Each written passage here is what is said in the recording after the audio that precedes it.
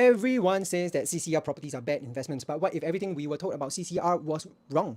Now, here's the way I've come to think about this. A lot of Singaporeans will tell you that CCR properties are bad investments, but if you pause on that for a moment, that claim is actually a bit strange. We're talking about Orchard, District 9 and District 10, the most prime locations on a tiny island, and in theory, you would expect places like this to perform well.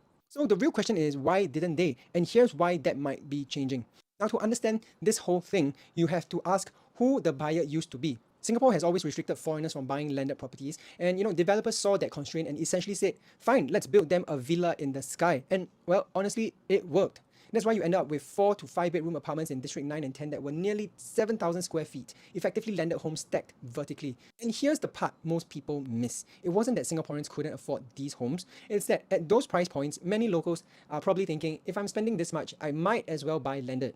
And so they did. So that explains something important about performance. Smaller units in the CCR didn't underperform because they were bad homes. They underperformed because of context. When your neighborhood is dominated by massive 6,000, 7,000 square feet apartments, a 2-bedroom simply doesn't feel prime. And then ABSD changed the game. The 60% ABSD applies across Singapore, but its impact hasn't been uniform because foreign demand was most concentrated in the CCR, and that's where the shift is most visible. With foreigners largely priced out, the buyers shifted back to locals. Demand didn't disappear, it changed shape.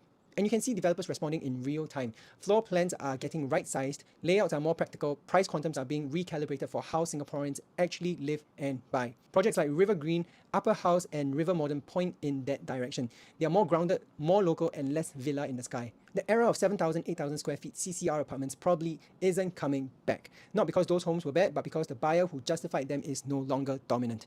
If you're in the market looking for a new launch project, I put all the entry prices from every major launch in Singapore into one simple PDF sorted by region and bedroom count so you can compare side by side in seconds instead of compiling prices yourself. If you're watching this on Instagram, the link is in my bio. If you're watching this anywhere else, you can download it for free at www.lucaslim.com.